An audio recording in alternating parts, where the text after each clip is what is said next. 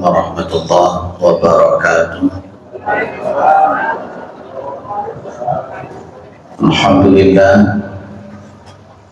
Alhamdulillahilladzi arsala rasulahu bil huda wa dinil haqq liyudhhirahu 'ala dini kullihi wa kafa billahi shahidan. Asyhadu an la ilaha illallah wa asyhadu anna Muhammadan 'abduhu wa rasuluhu la nabiyya ba'dah. Allahumma shalli 'ala Muhammad wa 'ala alihi wa sahbihi wa man tabi'ahum bi ihsanin ila yaumiddin. Amma ba'du.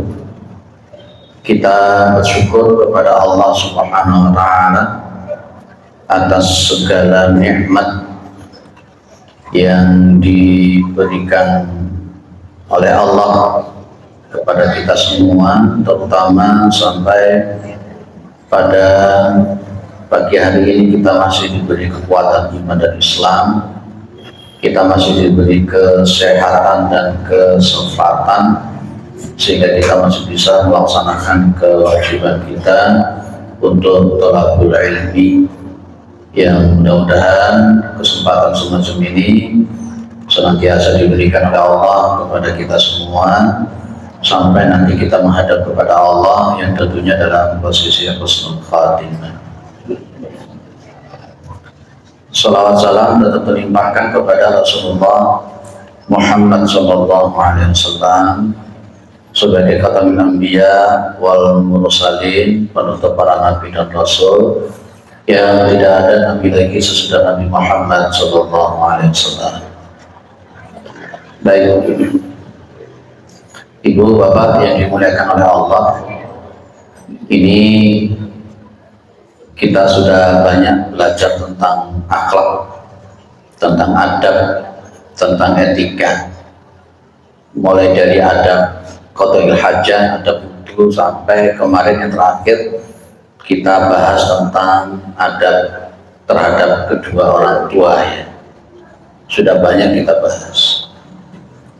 Ini ada 3, mungkin sudah dibahas atau belum. Kalau sudah, kita akan mengambil kitab yang lain, membahas akhlak dari kitab yang lain. Ini adabul atos, itu berarti etika akhlak kalau kita lagi bersih. Sudah atau belum dulu? Belum, ya. Terus ada naum. Kalau dulu yang pernah kita bahas itu adab kalau bangun tidur. Kalau ini adab etika kita, akhlak kita kalau mau tidur. Terus kemudian yang ini juga menarik, mungkin belum dibahas, ya. Yakni adab nikah. Adab nikah ini termasuk bagaimana kita itu milih mantu, milih jodoh dan sebagainya. Jadi mungkin 3 ini belum kita bahas. Ya, belum, ya Bu, ya. Didahulukan yang mana dulu? Naum, atos, atau nikah? Oh, Bapak pengennya nikah dulu. Oke, yang mana dulu? Naum dulu. Baik. Ada yang minta naum dulu. An-naum itu berarti bagaimana kita punya etika. Kalau tidur kita punya etika. Baik, kita lanjut, ya Bu.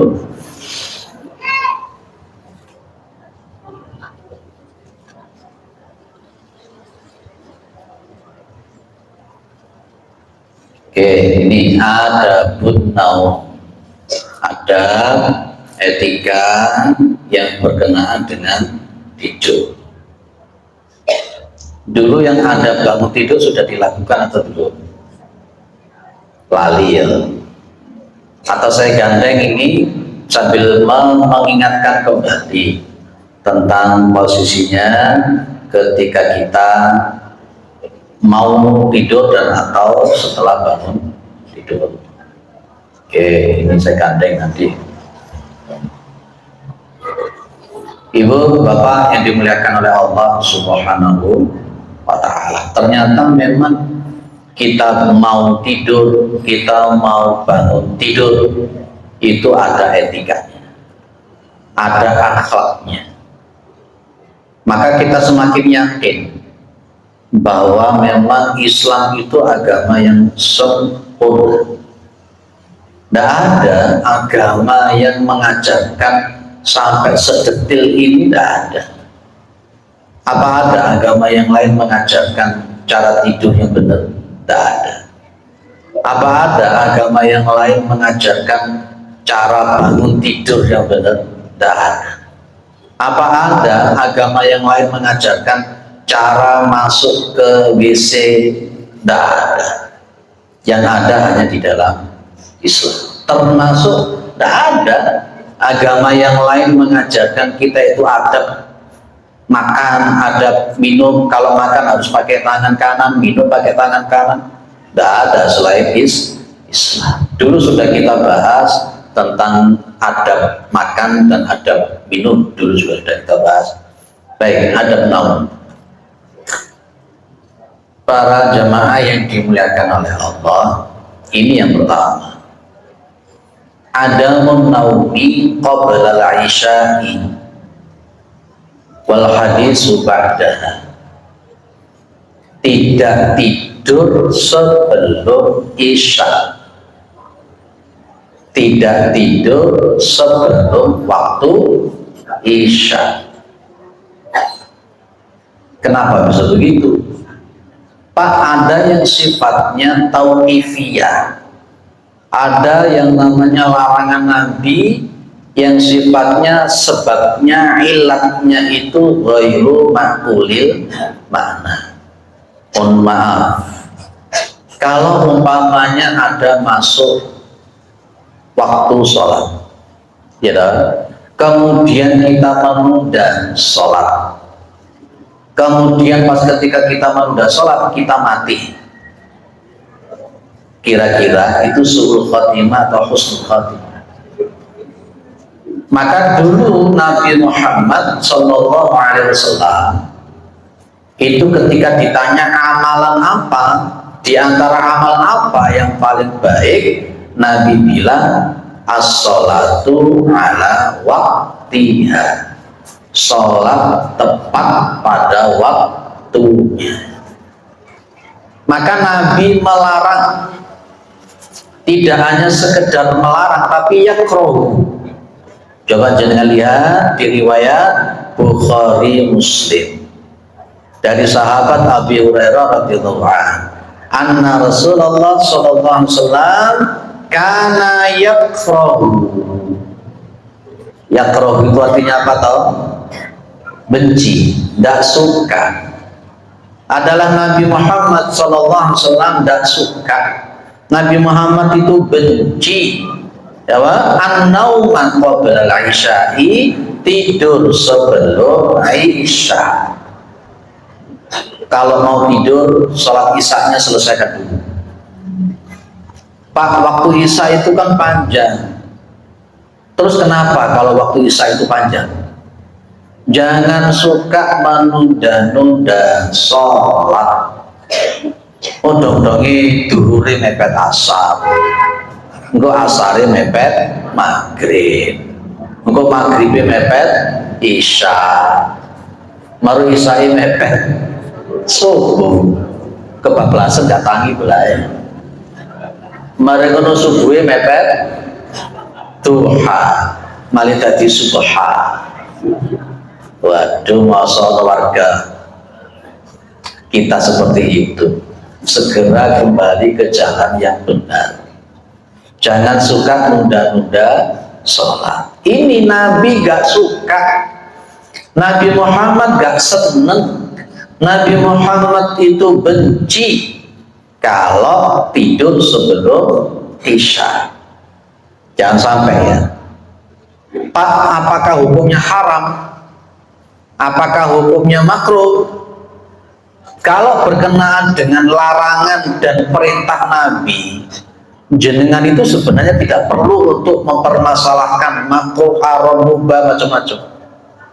Apa yang dikatakan oleh Allah, qul in kuntum tuhibbunallaha fattabi'uni yuhibbukumullah wa yaghfir lakum dzunubakum. Katakan wahai Muhammad, ya, jika kalian itu cinta sama Allah, fattabi'uni, maka ikuti aku. Yuhibbukumullah, maka Allah itu akan mencintai kalian, wa yaghfir lakum dzunubakum, dan Allah akan mengampuni dosa-dosa kalian. Wis gak usah takon wajib, makruh, haram. Kalau Nabi tidak suka, kalau Nabi memang benci untuk tidur sebelum isya, berarti jangan dilakukan. Beres kan?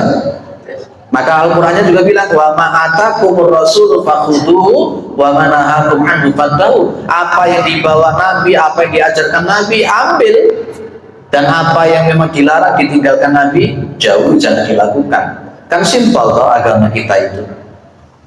Jangan seperti Bani Israel. Bani Israel itu sing paling ngeyel, dong-dongi orang gelem nglakoni. Masih ingat ya kisahnya disuruh menyembelih sapi itu ya. Pas ketika ada pembunuhan, tidak ada satupun yang tahu siapa yang membunuh. Kira akhirnya datang kepada Nabi Musa. Justru ada perintah. Wa idh qala Musa liqaumihi innallaha ya'murukum an tadbahu baqarah. Lapas ketika diperintah untuk menyembelih sapi, lalu mereka ngomong, qalu atatakiduna huzwa. Wes, kamu itu ngolok-ngolok kami toh, kamu itu main-main toh. Wah, kita waktu ada orang mati kok disuruh menyembelih sapi. Andai kata pada waktu itu samina watona beres disembelih. Tapi namanya Bani Israel, sitakon. Qalu da'u lana rabbaka yubayyin lana ma hi. Ya takon doa sama Tuhan. Sapi ini modelnya piye? Ya sapi ini modelnya piye? Jawabannya muncul. Qala innahu yaqulu inna baqaratul la faridun wala bidr awanun baina dzalik. Ya, ternyata susah. Sapinya itu tidak tua, tidak muda, tengah-tengah. Andai kata tadi Bani Israel itu udah tanya, sapi apapun bisa, tapi karena dia tanya muncul jawabannya susah. Setelah dijawab kalau sapi itu tidak tua tidak muda, apakah dilakoni? Enggak, si takon meneh Bani Israel itu. Qalu da'u lana rabbaka yubayyin lana ma launuha. Ya, takon apa, Pak? Warnanya. Dijawab qala innahu yaqulu inna baqaratun safra'un faqi'un launu wa tasulun nadirin. Berarti safra'un itu warnanya kuning. Tasurun nadirin, yang melihat itu senang. Wis angel meneh to. Gak tua, gak muda, warnanya kuning. Kuningnya kuning tua. Wangel wis. Andai kata gak takon, penak mau sembarang sapi penak dibeleh. Ketika dikasih tahu warnanya kuning, apa sih langsung dilakoni? Enggak, si takon meneh Bani Israil. Ya, qalu da'u lana rabbaka yubayyin lana ma hi. Innal baqara tashabaha alaina wa inna insyaallah lamutadun. Jawabannya muangil, Bu, Pak. Apa jawabannya? Qala innahu yaqulu innaha baqaratul la dalul tuthirul arda wa la tasbil hats musallamatul la siyata fiha. Wis sahabat nomor wis. Sapi ini gak ono cacate, sapi ini sehat, sapinya tidak pernah untuk membajak sawah, tidak pernah dibuat aktivitas, sudah tambah angel. Salah takon. Loh itu kalau berkenaan dengan perintahnya Nabi, tidak mungkin Nabi itu memerintahkan kepada sesuatu yang sifatnya negatif, itu tidak mungkin. Allah itu memerintahkan sesuatu, melarang sesuatu, pasti ada hikmahnya, yang itu kita sebut dengan maqasidus syar'iyyah. Itu yang kita sebut dengan hikmatut tasyri'. Sama di sini, Ibu, Bapak.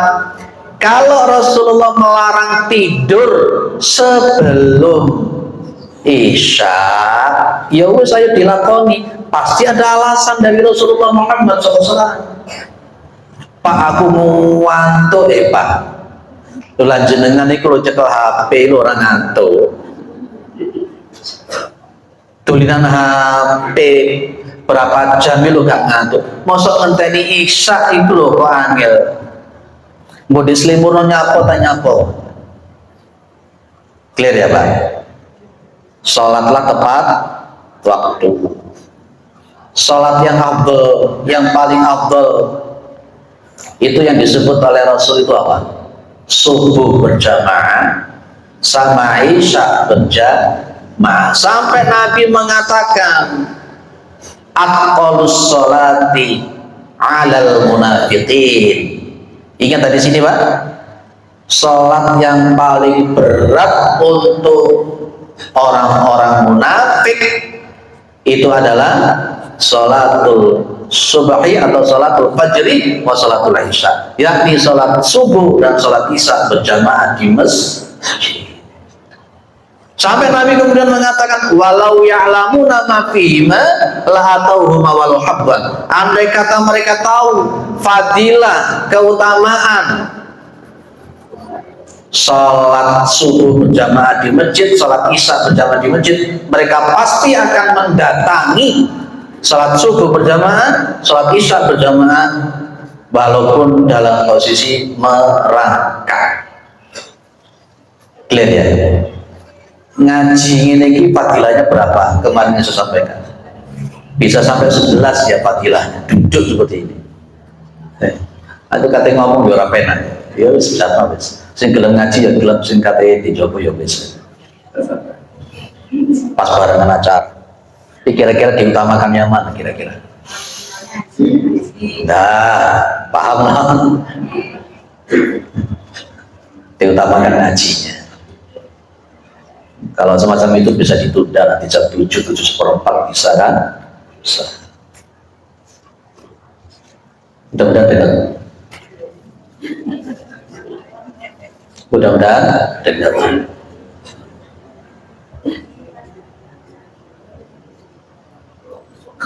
Gara-gara ngomong ini kok di off kan? Ya alhamdulillah. Nggak apa-apa. Ya. Kata Nabi apa? Ya qulil haqqa wa in kana murra. Katakan yang benar meskipun pahit. Baik, jangan tidur setelah sebelum isya. Terus Nabi itu benci apa? Wal hadits ba'daha. Kalau yang di atas saya baca wal haditsu ba'daha, kalau yang di sini dibaca wal haditsa karena dia ini menjadi maf'ul dari kata-kata yang rawu. Jadi jangan salah Pak, lupa tadi bacanya wal haditsu, sekarang kau bacanya wal haditsa, beda. Nanti belajar i'rab lagi lah, baca i'rab lagi di Rasulullah itu benci ngobrol-ngobrol, ngecepret setelah waktu isya. Nah, sing biasanya seneng ngecepret marisa. Kenapa? Nabi Muhammad itu lebih suka tidurnya lebih awal. Untuk apa? Nanti sepertiga malam beliau bangun. Orang tidur terlalu malam itu gak baik, apalagi di atas jam 11. Karena ada waktu produktif untuk tubuh kita melakukan detox.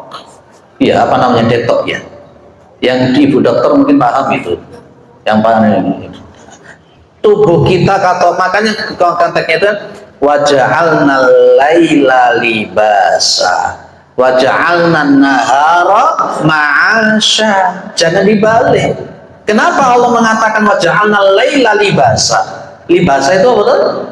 Kan kita paham untuk istirahat, untuk apa? Karena memang pada waktu malam, terutama jam 11 sampai jam 1 itu tubuh kita itu mengadakan bersih-bersih. Kata Pak Dokter siapa namanya itu Zaidul Akbar itu detox, membersihkan tubuh kita. Jangan tidurnya malam-malam, nggak bisa. Apa yang mau dibersihkan? Maka Nabi itu kalau tidur tidak suka malam-malam. Maksudnya wal hadits ba'daha, Nabi kalau setelah sholat isya yowis beliau cenderung untuk di rumah. Beliau lebih suka tidur. Nanti sepertiga malam jam 2 beliau bangun untuk sholat tahajud. Nah kita ini kuali turunin bawa bagi tahajud orang, subuhnya ya hilang. Jadi ini kepingin sehat. Ternyata sehat itu juga ada di sholat malam. Coba jangan baca artikel tentang kesehatan fisik bagi orang-orang yang suka tahajud. Clear ya? Nanti jangan baca lagi. Wes, jenengan biasanya turunnya jam berapa? Jam 9 sudah tidur ya? Ya wes. Tangi ini jam berapa? 2:30 bangun. Wes itu. Barokahnya untuk anak-anak jenengan luar biasa ya. Lah ibu gak tahu tahajud piye anaknya. Kadang-kala yang tangi mlebu nang kamar mandi, piscur balik mana turun meneh. Tapi kalau ada sepak bola main, kok bisa tangi ya sampai isu kalau sepak bola bengok-bengok gitu ya. Iya betul ya Pak ya. Masih yo sepak bolanya Piala Dunianya main jam 1 direwangi tangi pasang alarm ping swidak jarang. Tapi kalau untuk ini tahajud ini kok gak dilakoni. Wes, clear? Poin pertama, ojo turu sebelum isya dan gak usah tidur malam. Hindari kegiatan-kegiatan yang tidak penting setelah isya. Lupa aku mari isya rapat ya Pak untuk umat. Ya monggo. Masa bentino rapat, odong-odongnya kalah di rapatnya tahajud hilang, kalah di rapatnya subuh hilang. Pernah mendengar hadis kalau orang nggak sholat subuh berjamaah itu ternyata dikencingi sama setan? Belum pernah dengar? Masya Allah. Nabi Muhammad itu kan kalau habis imami kan suka menghadap ke makmum. Pas ketika menghadap ke makmum, Nabi bilang, Aina fulan, di mana si fulan? Si fulan kemana nih si fulan? Diberitahu sama para sahabat kalau si fulan itu kesiangan begini. Nabi apa bilang? Dzalikar rajulu bala'a syaitanu ala udunai. Ya, si fulan tadi itu yang tidak ikut sholat berjamaah itu kata Nabi, bala'a syaitanu ala udunai. Setan mengencingi kedua telinganya itu. Kok untungnya Gusti Allah itu Rahman Rahim, sehingga kencingnya setan itu gak kelihatan. Lek umpamane uyu setan iki ketok iki piye, Pak? Malih kaya wong kok kabeh. Wes, clear ya? Jangan tidur sebelum isya dan jangan tidur malam-malam. Jangan suka melakukan kegiatan-kegiatan yang tidak bermanfaat setelah isya. Kalau saya habis misi pengajian sampai pulang ke rumah jam 8 ya wis, gak metu wis. Di dalam sudah, kecuali kalau memang ada sesuatu yang memang betul-betul urgen. Wis di jero sudah, mutolaah untuk ngaji subuhnya, apa-apa, jam 9 naik, matikan tidur sudah. Maksimal jam 3 harus bangun. Itu harus seperti itu ditata terus. Dan itu pun juga untuk fisik, untuk itu sehat. Fisik itu sehat. Wes nomor loro, lagi sing angel, kadang kala ora dilakoni. Al wudu'u qablan naumi. Berwudu sebelum tidur. Bu, jenengan kalau tidur wudu dulu enggak? Kadang apa mana si mantenanya aku wes sabar wes. Bapak kalau mau tidur wudu?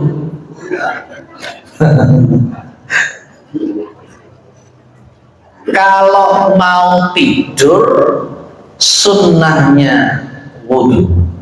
Tapi jangan aja ngomong gini, wah cuman sunnah saja Pak. Jangan meremehkan sunnah. Kalau meremehkan sunnah itu nanti hukumnya apa? Kita lihat di sini. Idza ataita, kata Nabi Muhammad SAW, idza ataita matja'aka, apabila engkau, kata Nabi, mendatangi tempat tidurmu.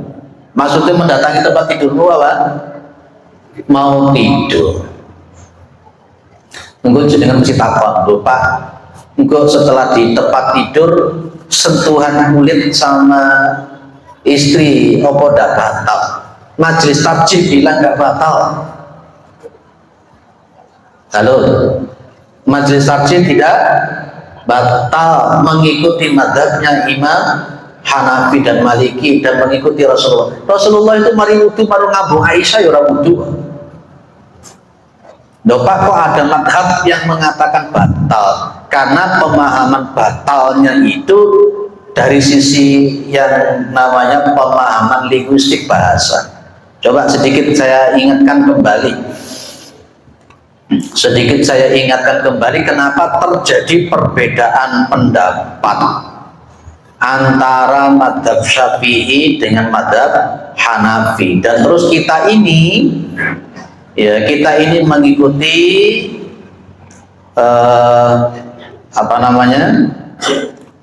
mengikuti majelis tarjih yang tidak terikat kepada madhab tertentu. Jangan amati di sini. Ini yang menyebabkan perbedaan wudhu.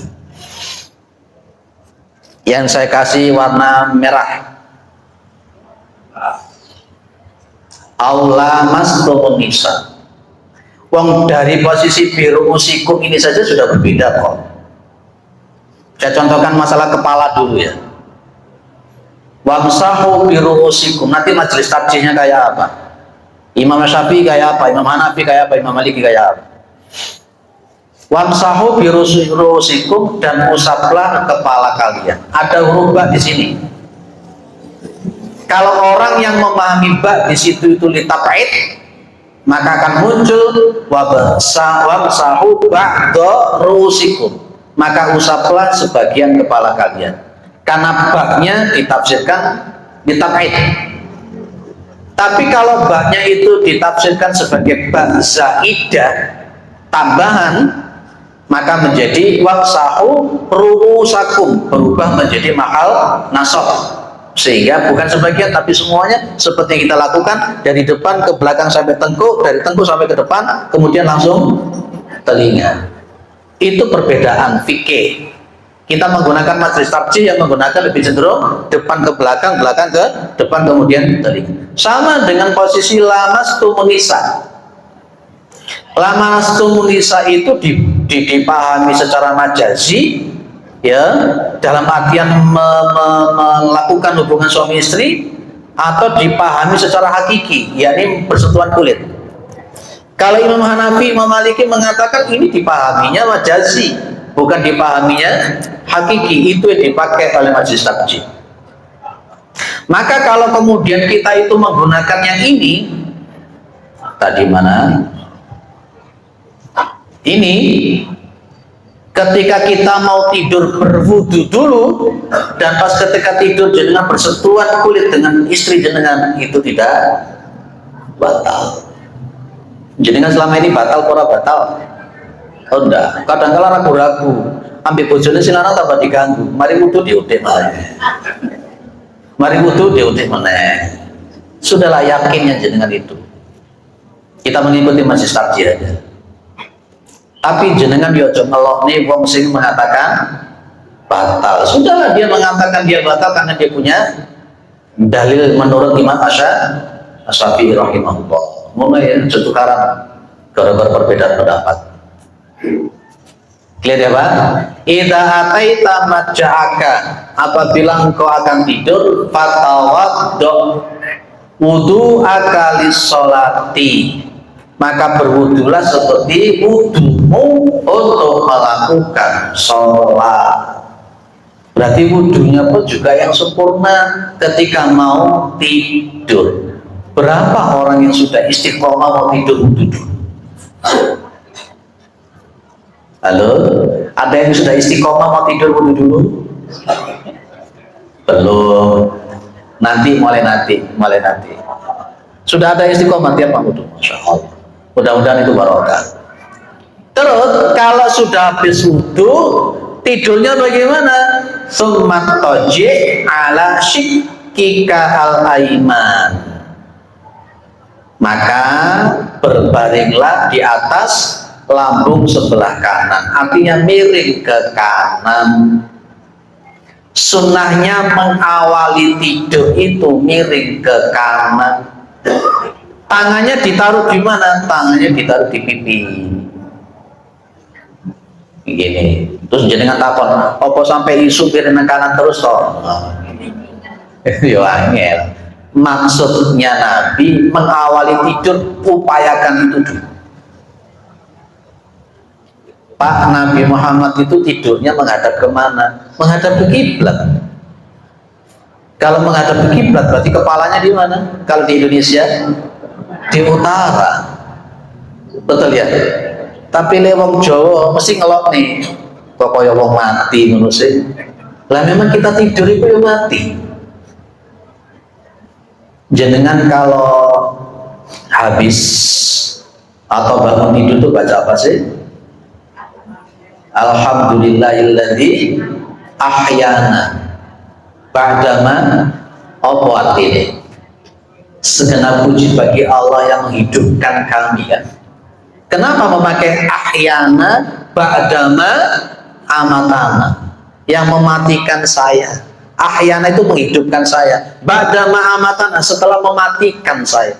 Memang tidur itu ya mati. Alangkah indahnya jenengan ketika mau tidur wudu dulu, setelah wudu sholat 2 rakaat, kemudian jenengan melakukan sunnahnya ini. Mudah-mudahan nanti ketika enak-enak tidur dicabut malaikat Israel, jenengan jadi husnul khotimah. Saya kira orang itu blak sing mengkurap, sing ngopo ya Allah. Padahal tidur mengkurap itu tidak boleh. Secara hadis Nabi, tidur tengkurap oleh, dan juga secara medis juga gak sehat. Yang sehat itu justru miring ke sebelah kanan. Itu di samping untuk memberikan peluang yang kiri, ya, yang berisi makanan itu.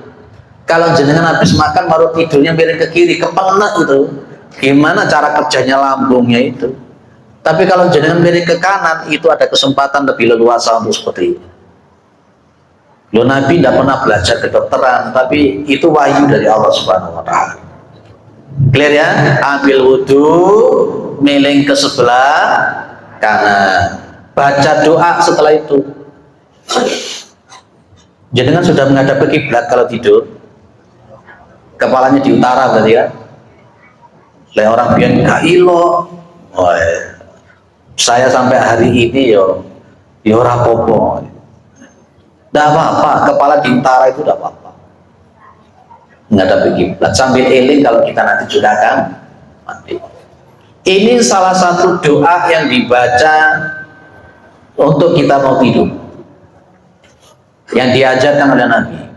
Biasanya jenengan memakai yang Bismikallahumma ahya wa bismika amut.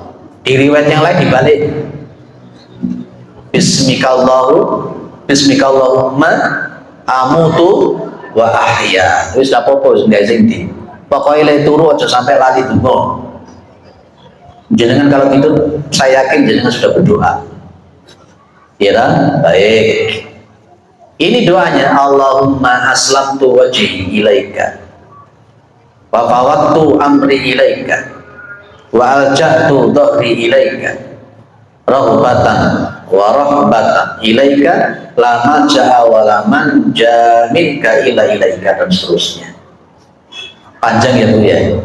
Pak ora hafal Pak, ya wis gaya sing pendek. Bismikallahumma ahya wa bismika amut, wis gitu aja.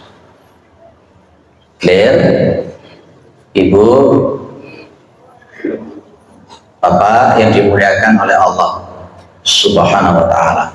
Ini ada kata-kata dari Nabi, ini motivasi. Fa'in mutta min lailatika, maka jika kamu mati pada waktu malam kamu tidur itu tadi, kalau caranya seperti itu, fa'anta alal fitrati, maka nanti kamu matinya dalam posisi fitrah, dosanya diampuni oleh Gusti Allah. Mudah-mudahan husnul khotimah. Itu caranya. Berarti kan jenengan meninggalnya, andai kata pas tidur itu jenengan mati, meninggalnya pada posisi suci dan menghadap kepada Allah Subhanahu wa Ta'ala. Masalah semacam ini kadang-kala kita lupa karena dianggap remeh, karena dianggap sepele, dan seringkali tidak dipelajari dan tidak disampaikan. Wes, waj'alhunna akhira ma tatakallamu bihi, dan jadikan doa yang itu tadi itu akhira ma tatakallamu bihi, akhir daripada kamu pembicaraan ketika mau tidur. Ya wis, lek semari dungo ngene ya wis turu wae wis. Engko mari dungo ngene, baru saya omong-omongan be bojone. Nah, dan andai kata bapak-bapak ngasih apa namanya, nafkah batin, boleh tidak setelah ngasih nafkah batin kemudian melakukan sunnahnya Nabi, kita mencuci kemaluan kemudian berwudu baru tidur? Itu caranya ya. Jangan mari melakukan hubungan suami istri langsung turu ya, dibersihkan itu kemudian berwudu baru tidur. Sunnahnya itu begitu, sunnahnya begitu. Tak leyatus disik piye ya terserah jenengan.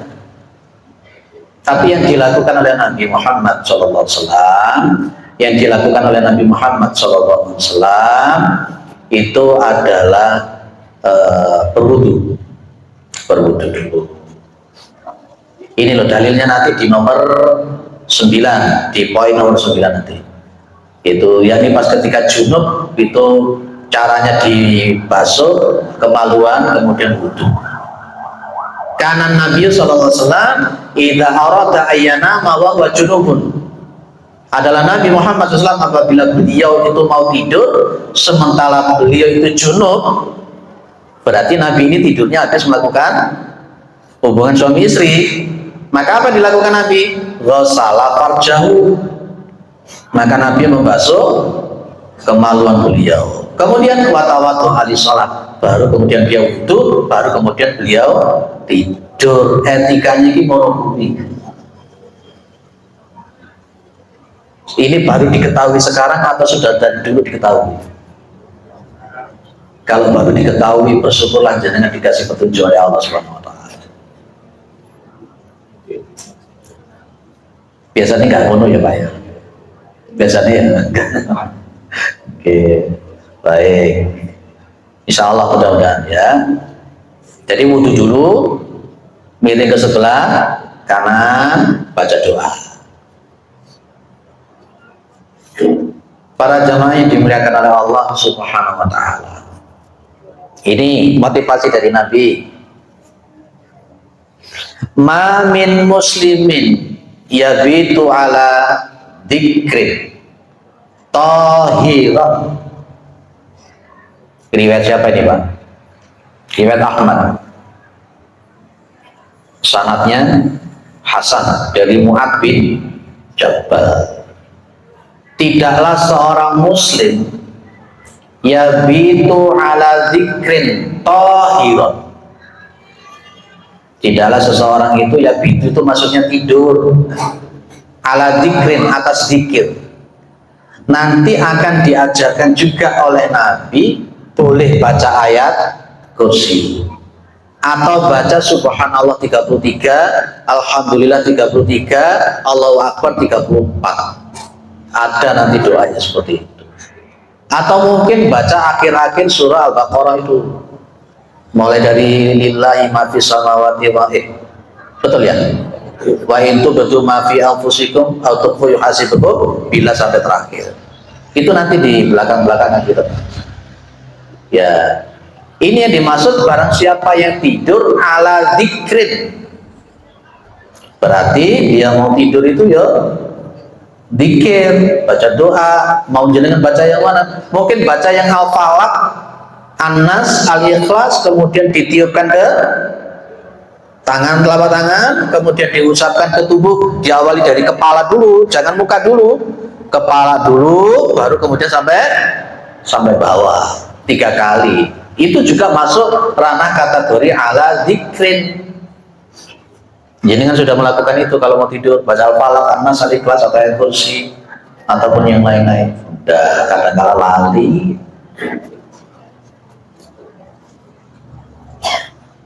Ya, majelis tarjih itu patokannya Al-Quran dan Sunnah.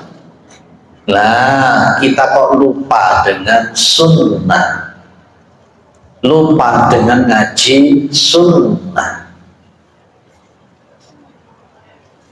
Pes tahiran dalam posisi suci. Berarti wong turu itu ya zikir ya suci. Makanya mau tidur tadi sunahnya wudu. Fayata'arra, maka kemudian dia itu ngelilir. Apa ngelilir? Bangun minal lail pada waktu malam. Ketika dia sudah ngelilir bangun malam, dia berdoa sama Allah. Fayas'alullaha khairan minad dunya wal akhirah, maka dia meminta kepada Allah kebaikan di dunia dan akhirat. Illa a'tahu, kecuali Allah pasti akan memberikan permintaannya itu iyahu, yang dia minta itu. Itu diantara efek kalau jenengan tidurnya zikir suci, kemudian jenengan bangun, jenengan minta sama Allah, pasti dikabulkan oleh Allah Subhanahu wa taala. Loh Pak, kalau tidurnya nggak pakai wudu, nggak bersuci, bagaimana? Wah, karena di sini ajarannya Nabi ya zikir ya suci.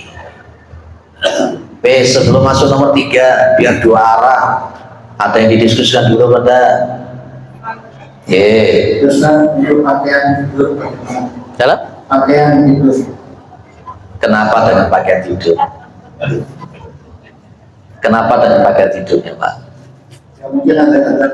Oh ya, Nabi Muhammad itu kalau tidur tidak pernah telanjang. Termasuk ketika melakukan hubungan suami istri juga tidak pakai telanjang. Yang kedua, kalau tidur jangan memakai baju yang kemetak. Itu juga tidak bagus. Yang ketiga, kalau mau tidur itu nanti akan kita bahas di poin nomor berapa itu, untuk mematikan lampu. Dan ternyata itu secara medis juga bagus. Pas ketika kita tidur itu kan tubuh kita mengeluarkan apa namanya, ion atau apa namanya. Ketika itu dimatikan itu juga akan lebih sehat. Nah, dan nanti itu di atas nanti akan kita bahas Pak. Yang seperti yang jenengan tanya. Jadi Nabi Muhammad tidak pernah tidur dalam posisi telanjang. Kita ini kalau melakukan hubungan suami istri biasanya telanjang. Marono turunnya juga ngurus bisa. Rasulullah tidak pernah melakukan itu. Dan juga Rasulullah tidak pernah menyebut untuk apa namanya tidur pakai yang ketat. Termasuk kalau andai kata kita tidur, ya kalau kita itu tidur kemudian kita tidak boleh satu selimut menyatu kayak sarungan gawe wong loro ngono antara laki-laki dengan laki-laki, perempuan dengan perempuan. Kecuali kalau suami istri boleh. Boleh. Itu dulu sudah kita bahas di bab apa itu, bab libas. Itu aja jawaban saya, Pak.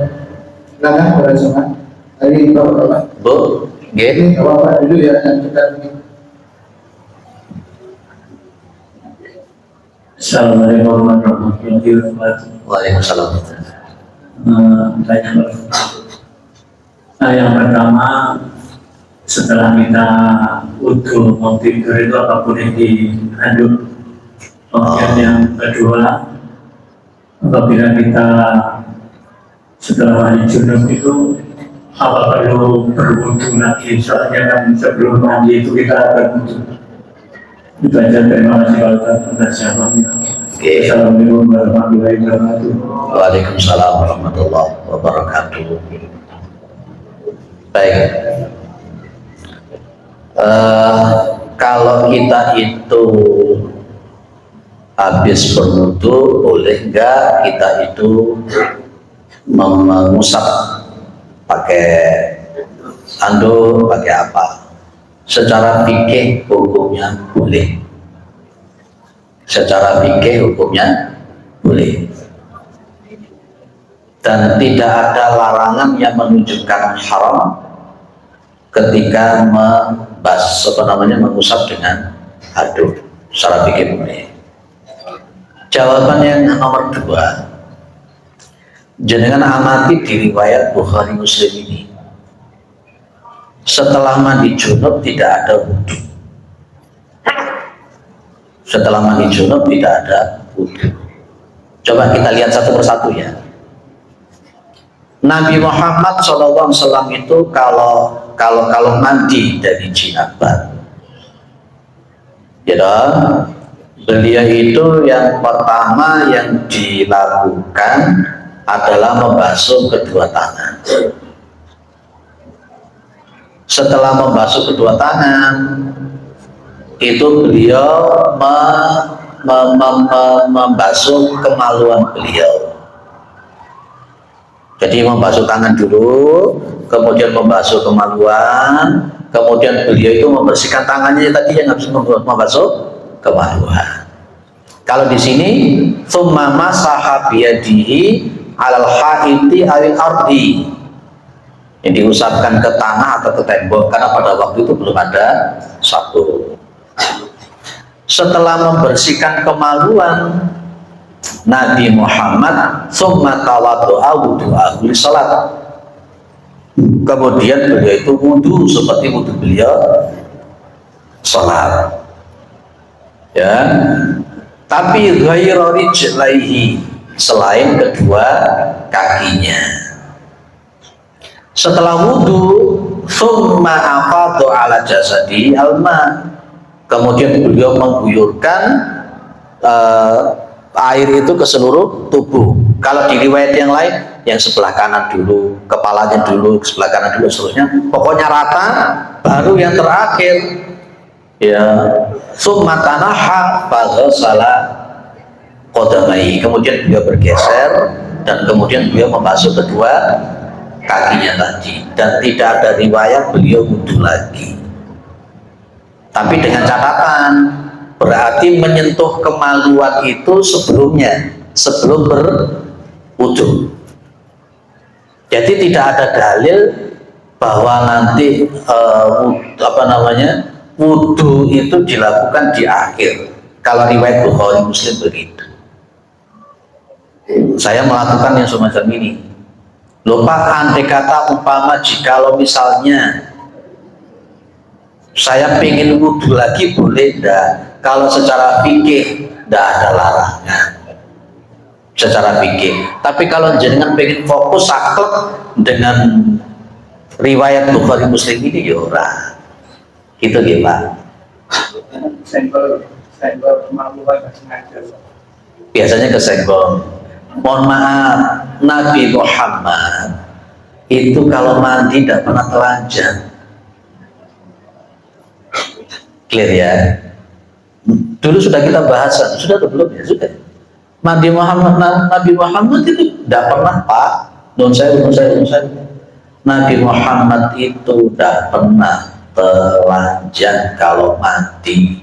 Tidak seperti kita belejet. Kita gitu. Itu jawaban saya, Pak. Makanya orang-orang dulu itu biasanya lihat tuh sih gak bisa Pak, gak bisa sahur, gak bisa sewek. Itu ngikutin Nabi lah, orang ya di saiki dumane diwian wae. Nanti ada dalilnya ketika ada seseorang yang tanya kepada Nabi Muhammad SAW tentang mandi itu, dan ada yang lain Bu? Ibu dari tadi nggak cukup. Ya.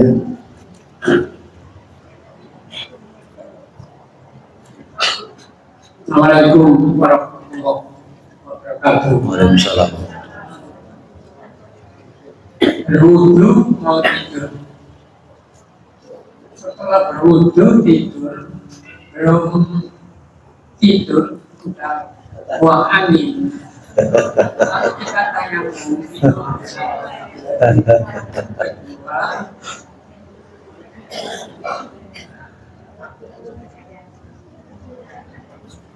kemampuan pola pikir manusia itu apa ada batasnya? Terus gitu, ini diulang atau apa?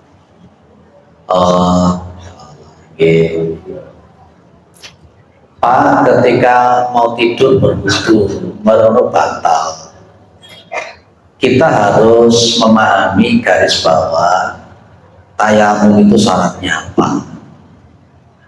Tayamum itu syaratnya kan ketika faqidil ma. Faqidil ma karena ketidakdapatan air atau karena uzur tidak boleh menyentuh air dan seterusnya dan seterusnya. Ketika memang tidak ada uzur tentang masalah itu, secara fikih tidak boleh diganti. Lupa aku mari wudu kentut, ya wis. Ada rukhsah sudah sama Allah. Mungkin 3 kali itu kita kentut, ya wis sudah. Ya. Satu malam itu air itu sampai 3. Oke. Itu nanti muncul kalimat dalam Al-Quran, la yukallifullahu nafsan illa wus'aha. Gusti Allah itu tidak akan membebani hambanya kecuali sesuai dengan kemampuannya. Kalau sudah model seperti itu, mudah-mudahan dimaafkan sama Allah Subhanahu wa Ta'ala, gitu aja. Terus apakah kemampuan daya pikir orang itu terbatas? Muda maupun tua, daya pikir orang itu pasti terbatas. Apalagi kalau sudah sepuh, ayatnya mengatakan wa man nu'ammirhu nunakishu fil khalqi afala taqilu. Barang siapa yang kami panjangkan umurnya, nunakisu fil khalqi, maka akan kami kurangi bentuk fisiknya, termasuk otak kita ini mungkin sudah banyak saraf-saraf yang sudah mulai mati. Ya diajak hafalan dulu ya sangel bisa. Ya itu memang sudah jadi sunnatullah, kecuali kalau Allah berkata lain. Gitu. Jadi kita pun juga gak usah Rasulullah jadi wong sepuh. Kira begitu. Lek kepingin enom, ya gak usah disembir rambutnya. Masa disemir kaya apa ya sih tetap? Ya, ada daya batasnya Pak. Oke, berhenti saja Bapak. Oke. Gitu nggih. Ibu, monggo. Assalamualaikum warahmatullahi wabarakatuh. Waalaikumsalam. Sedikit yang ingin saya tanyakan, apabila anduk ataupun barang lain yang untuk membersihkan atau mengeringkan umpama itu barang itu menjadi najis Pak. Boten Bu. Kalau memang kita habis mandi, itu kan posisi tubuh kita suci. Najis mutawasitoh, najis mughalladhah, najis mukhaffafah, itu contoh-contohnya jelas. Anggota tubuh kita tidak masuk kategori mutawasitoh ataupun mughalladhah ataupun mukhaffafah, kecuali kalau memang terkena najis yang sifatnya ainiyah ataupun yang najis hukmiyah. Apa itu najis ainiyah sama hukmiyah? Mesti ingat ya, najis ainiyah, najis hukmiyah. Kalau najis ainiyah itu kan memang kelihatan najisnya kena di tubuh kita, pakaian kita. Kalau najis hukmiyah itu berarti memang najis yang memang tidak tampak, itu hukmiyah. Kalau memang habis kita mandi, habis apa kan suci, kemudian diandui, ya andunya ya suci, tetap suci.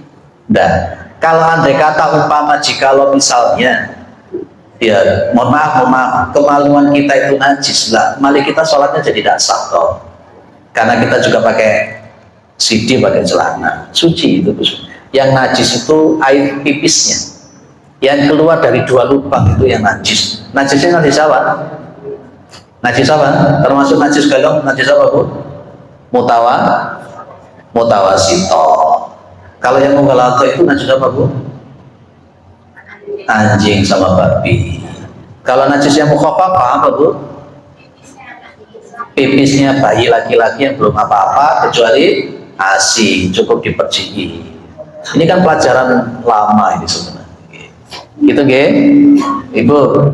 Assalamualaikum. Waalaikumsalam. Seperti tadi disampaikan, Nabi bukan tidurnya tidak malam setelah Isya. Kalau kita setelah Isya belum lama Isya itu belum batal, kemudian tidur, apa juga wudhu dulu. Oh gitu. Baik. Yang disampaikan oleh Nabi tadi di sini ini. Nah, ala dzikrin tohiron, dalam posisi dia zikir tadi pas ketika tidur, tohiron dalam posisi suci. Kalau memang jenengan belum batal ya tidak usah, tidak apa-apa. Tapi ketika jenengan kepingin wudhu lagi, ya orang apa-apa. Intinya, esensinya tidurnya dalam posisi suci. Itu saja.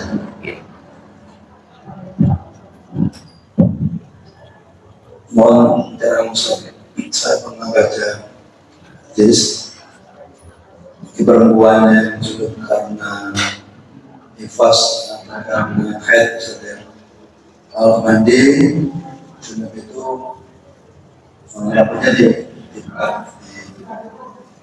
tapi kalau mandi junub yang selalu tidak perlu dibuka, hanya masih keluar saat tanggal.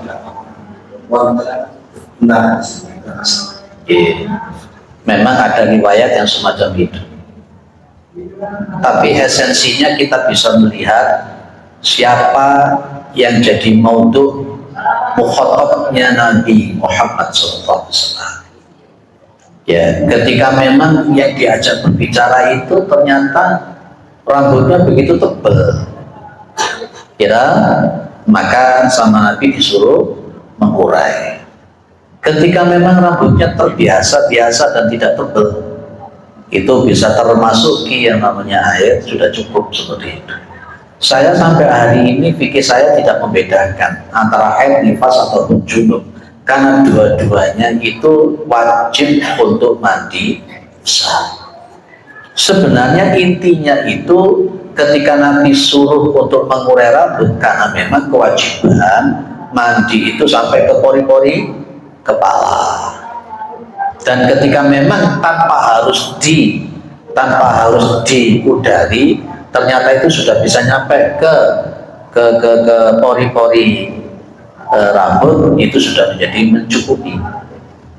Ya, orang-orang yang gundul-gundul itu enak itu. Kalau ibu-ibu gimana? Oke.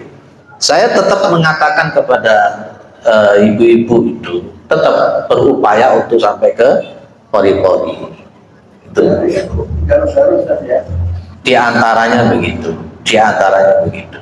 Maka saya merekom jenengan kalau mandi ojo rusak-rusuk, dinikmati, tapi yo ojo suwe-suwe. Godong-dongin ngatus sampai nyanyi-nyanyi, sampai nyetel radio, nggak boleh. Itu nih Pak jawaban saya. Tetap intinya sampai pori-pori.